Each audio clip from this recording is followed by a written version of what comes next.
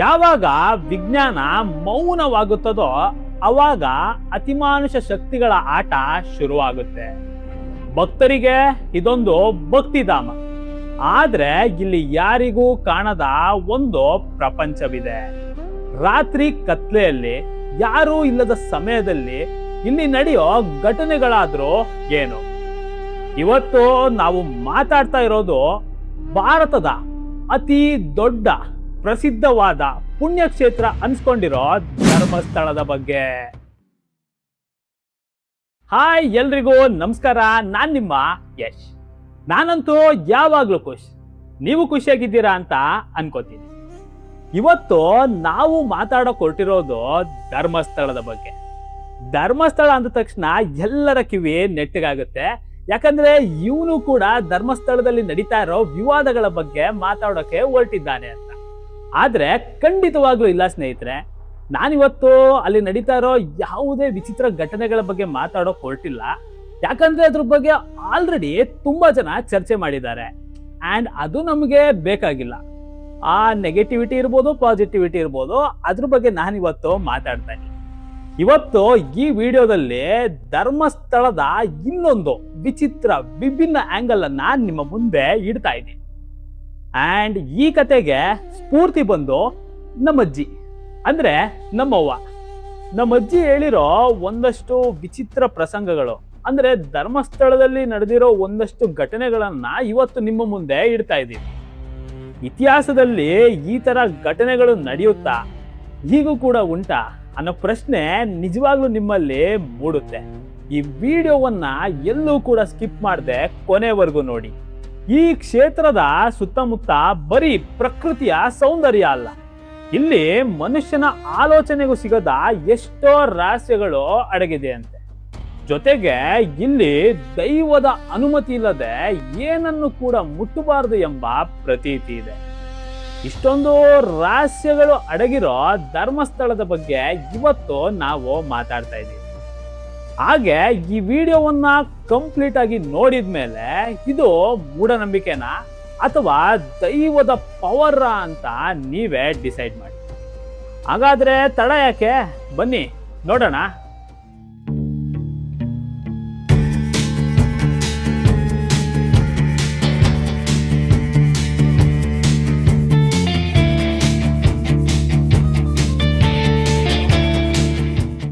ಹಿಂದೆ ಧರ್ಮಸ್ಥಳವನ್ನ ಕುಡುಮ ಎಂದು ಕರೆಯಲಾಗ್ತಿತ್ತು.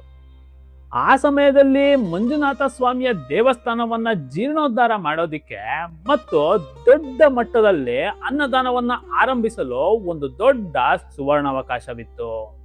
ಆದ್ರೆ ಆ ಕಾಲದಲ್ಲಿ ಈ ದಟ್ಟವಾದ ಅರಣ್ಯದ ಮಧ್ಯೆ ಅಷ್ಟು ದೊಡ್ಡ ಮರಗಳನ್ನ ಹಾಗೂ ನಿರ್ಮಾಣ ಮಾಡೋ ಸಾಮಗ್ರಿಗಳನ್ನ ತರೋದು ಅಷ್ಟು ಸುಲಭವಾದ ಮಾತಾಗಿರ್ಲಿಲ್ಲ. ಊರಿನ ಜನರೆಲ್ಲ ಅಷ್ಟು ದೂರದಿಂದ ಸಾಮಗ್ರಿಗಳನ್ನ ಸಾಗಿಸಲು ಪರದಾಡ್ತಿದ್ರು. ಆಗ ಅಲ್ಲಿಗೆ ಬಂದವನೇ ಈ ವಿಚಿತ್ರ ವ್ಯಕ್ತಿ. ಆ ಸಮಯದಲ್ಲಿ ಅಲ್ಲಿಗೆ ಒಬ್ಬ ವಿಚಿತ್ರ ಮತ್ತು ದಡೂತಿ ಮೈಕಟ್ಟಿನ ಜೊತೆಗೆ ಮುಖದಲ್ಲಿ ಒಂದು ತೇಜಸ್ಸು ಹೊಂದಿದ ಒಬ್ಬ ಯುವಕ ಬರ್ತಾನೆ. ಅವನು ಯಾರಿಗೂ ಅಷ್ಟೊಂದು ಪರಿಚಯ ಇರಲಿಲ್ಲ. ಆದ್ರೂ ಕೂಡ ಅವನು ಅಲ್ಲಿ ಯಾರು ಮಾಡದೇ ಇರೋಷ್ಟು ಕೆಲಸವನ್ನ ಮಾಡಿ ಮುಗಿಸ್ತಾನೆ. ಅಷ್ಟೇ ಅಲ್ಲ, ರಾತ್ರೋರಾತ್ರಿ ಬೃಹತ್ ಕಲ್ಲುಗಳು ಹಾಗೂ ಮರಗಳನ್ನ ತಂದು ದೇವಸ್ಥಾನದ ನಿರ್ಮಾಣಕ್ಕೆ ಬೇಕಾಗಿರೋ ವ್ಯವಸ್ಥೆಗಳನ್ನ ಕೆಲವೇ ದಿನಗಳಲ್ಲಿ ಪೂರ್ಣಗೊಳಿಸಿದ್ದ. ಆತನ ಕೆಲಸದ ವೇಗ ಮತ್ತು ಬಲವನ್ನು ನೋಡಿ ಸ್ಥಳೀಯರಿಗೆ ಅಚ್ಚರಿಯಾಯಿತು. ಅವನಿಗೆ ಸುಸ್ತಾಗ್ತಾ ಇರಲಿಲ್ಲ, ಜೊತೆಗೆ ಊಟನೂ ಬೇಕಿರ್ಲಿಲ್ಲ, ವಿಶ್ರಾಂತಿನೂ ಬೇಕಿರ್ಲಿಲ್ಲ. ಆದ್ರೆ ಆ ಯುವಕ ಯಾರು, ಎಲ್ಲಿಂದ ಬಂದ ಅನ್ನೋದು ಅಲ್ಲಿ ಯಾರಿಗೂ ಗೊತ್ತಿರಲಿಲ್ಲ. ಧರ್ಮಸ್ಥಳದಲ್ಲಿ ಮಂಜುನಾಥ ಸ್ವಾಮಿಯ ದಿವ್ಯ ಸನ್ನಿಧಿ ಜೊತೆಗೆ ಅಲ್ಲಿನ ಕ್ಷೇತ್ರ ರಕ್ಷಕ ದೈವಗಳ ಅಗೋಚರ ಶಕ್ತಿ ಕೂಡ ಅನುಭವಕ್ಕೆ ಬರುತ್ತೆ ಅನ್ನೋದು ಅಲ್ಲಿನ ಪ್ರತೀತಿ. ಅಲ್ಲಿನ ಈ ಪ್ರತೀತಿಯಂತೆ ಅವತ್ತು ಅಷ್ಟೊಂದು ಕೆಲಸ ಮಾಡಿ ದೇವಸ್ಥಾನದ ನಿರ್ಮಾಣಕ್ಕೆ ಕೈ ಜೋಡಿಸಿದ್ದು ಆ ಕ್ಷೇತ್ರ ರಕ್ಷಕ ಧರ್ಮಸ್ಥಳದ ದೈವವಾದ ಅಣ್ಣಪ್ಪ ಸ್ವಾಮಿ. ಎಲ್ಲ ಕೆಲಸಗಳು ಮುಗಿದು ದೇವಸ್ಥಾನದ ನಿರ್ಮಾಣ ಪೂರ್ಣಗೊಳ್ತಿದ್ದಂತೆ ಆ ವ್ಯಕ್ತಿ ಎಲ್ಲರ ಕಣ್ಣುಗಳಿಂದ ಮರೆಯಾಗ್ತಾರೆ. ಈ ಮರೆಯಾದ ವ್ಯಕ್ತಿಯನ್ನ ಅಲ್ಲಿನ ಸ್ಥಳೀಯ ಜನರು ಅಣ್ಣಪ್ಪ ಸ್ವಾಮಿ ಎಂದು ಅರಿತುಕೊಂಡರು.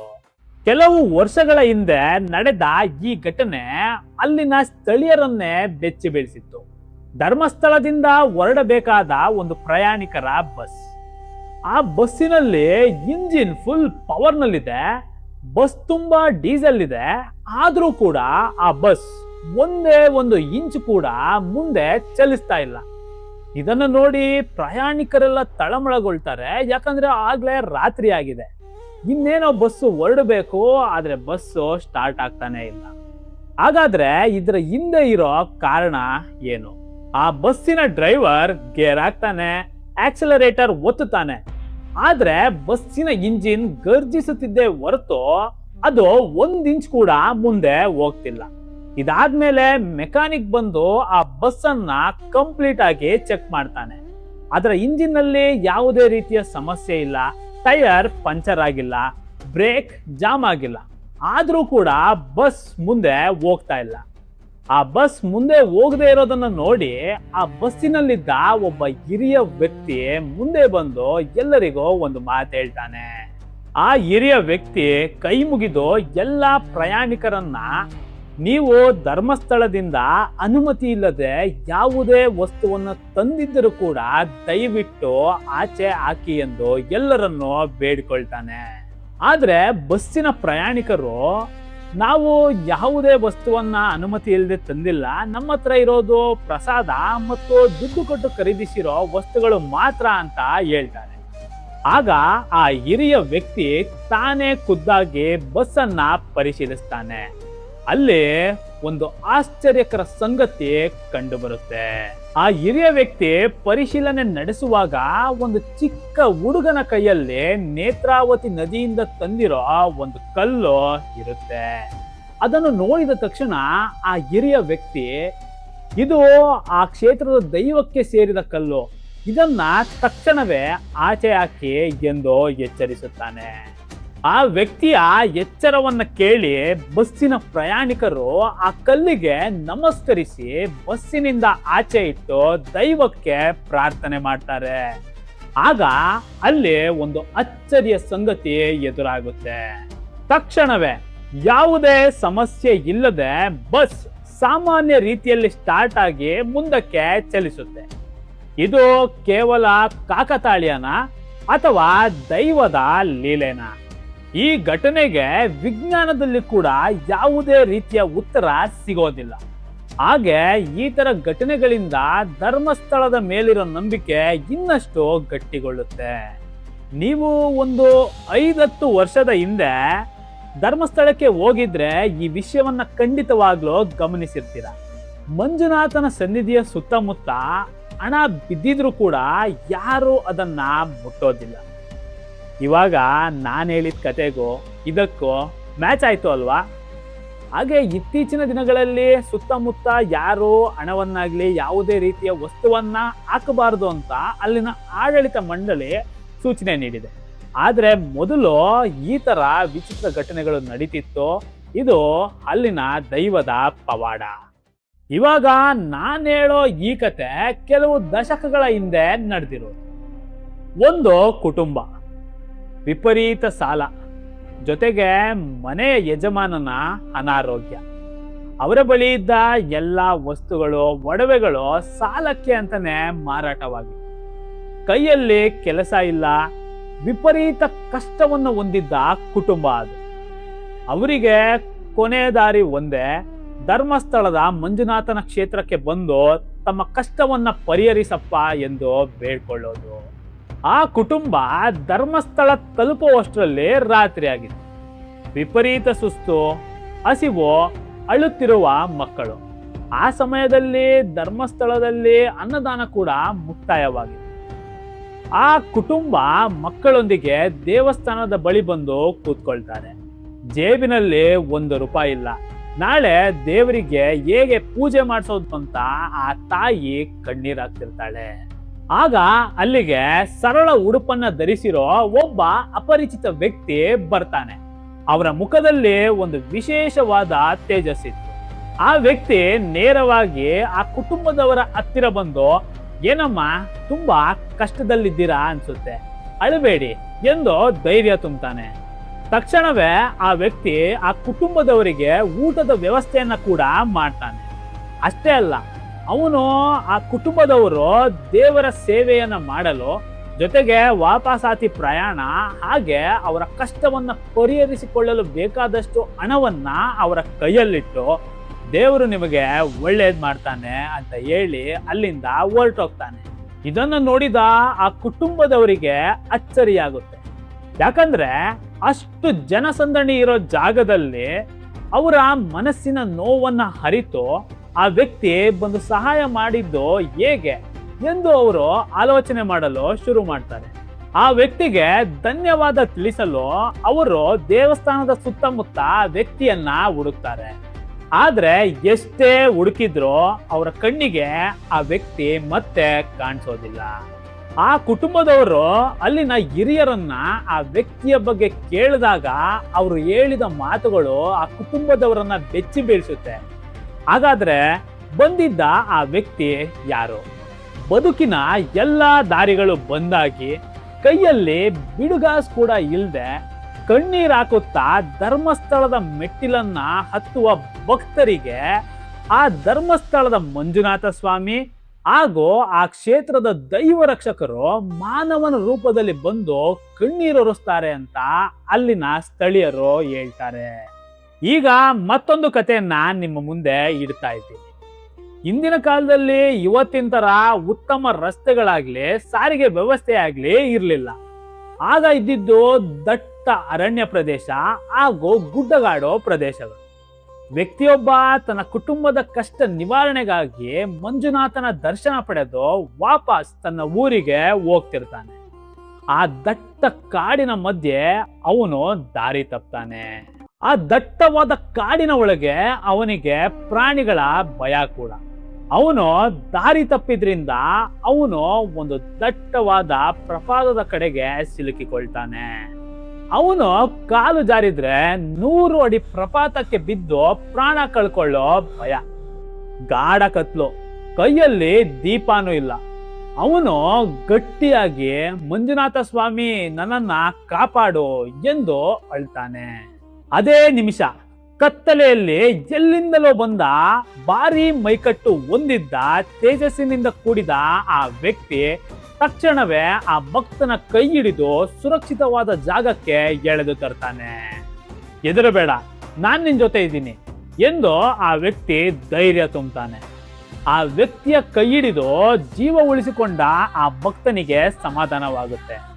ಅವನು, ಯಾರ್ ಸ್ವಾಮಿ ನೀವು, ಸರಿಯಾದ ಸಮಯಕ್ಕೆ ಬಂದು ನನ್ನ ಪ್ರಾಣವನ್ನ ಉಳಿಸ್ಬಿಟ್ರಿ ಅಂತ ಕೃತಜ್ಞತೆ ಹೇಳಲು ತಿರುಗಿ ನೋಡ್ತಾನೆ.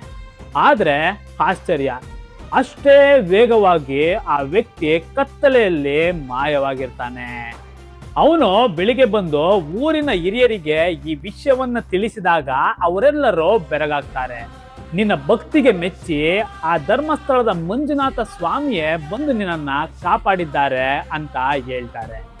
ಸಾವು ಹತ್ತಿರ ಬಂದಾಗ ನಾವು ನಂಬಿದ ದೇವರನ್ನ ಕೈ ಮುಗಿದು ಬೇಡ್ಕೊಂಡು ಕಣ್ಣೀರ್ ಹಾಕಿದ್ರೆ ಸಾಕು, ಆ ದೇವರು ಯಾವುದೋ ರೂಪದಲ್ಲಿ ಬಂದು ನಮ್ಮನ್ನ ಕಾಪಾಡ್ತಾನೆ ಅನ್ನೋದಿಕ್ಕೆ ಇದೊಂದು ಬಲವಾದ ಸಾಕ್ಷಿ. ವಿಜ್ಞಾನಕ್ಕೂ ಉತ್ತರ ಸಿಗದ, ಯಾವುದೇ ತರ್ಕಕ್ಕೂ ಸಿಲುಕದ ನೂರಾರು ರಹಸ್ಯಗಳನ್ನ ತನ್ನ ಒಡಲಿನಲ್ಲಿಟ್ಟುಕೊಂಡಿರೋ ಧರ್ಮಸ್ಥಳದ ಈ ಶಕ್ತಿಯಿಂದ ಯಾವ ರಹಸ್ಯವಿದೆ? ಇದು ಕೇವಲ ಜನರ ಕಾಲ್ಪನಿಕ ಕಥೆಗಳ ಅಥವಾ ಈ ಘಟನೆಗಳಿಂದ ಯಾವುದಾದರೂ ಒಂದು ರಹಸ್ಯ ಇದೆಯಾ? ನೋಡಿದ್ರಲ್ಲ ಸ್ನೇಹಿತರೆ, ಈ ವಿಚಿತ್ರ ಘಟನೆಗಳನ್ನ ನನಗೆ ಹೇಳಿದ್ದು ನಮ್ಮ ಅಜ್ಜಿ. ನನಗೆ ಈ ಕಥೆಗಳನ್ನೆಲ್ಲ ಹೇಳ್ದಾಗ ನಾನು ಅವರನ್ನ ಈಗ ನಿಮ್ಮ ತಲೆಯಲ್ಲಿ ಯಾವ ಪ್ರಶ್ನೆ ಬರ್ತಿದ್ಯೋ ಅದೇ ಪ್ರಶ್ನೆಯನ್ನ ಕೇಳಿದೆ. ಹಾಗಾದ್ರೆ ಆ ಪ್ರಶ್ನೆ ಏನು? ಅಲ್ಲ ಕಣವ, ಇಷ್ಟೆಲ್ಲ ಶಕ್ತಿ ಇರೋ ಧರ್ಮಸ್ಥಳದ ಸುತ್ತಮುತ್ತಾನೆ ಅಷ್ಟು ಕೊಲೆ, ಅತ್ಯಾಚಾರ ಎಲ್ಲ ನಡೀತಿದ್ಯಲ್ಲ, ಇದಕ್ಕೆ ದೇವರು ಯಾವುದೇ ಶಿಕ್ಷೆ ಕೊಡಲ್ವಾ? ದೈವ ಇದನ್ನೆಲ್ಲ ನೋಡ್ತಾ ಇಲ್ವಾ ಅಂತ ಅವರನ್ನ ಕೇಳ್ದೆ.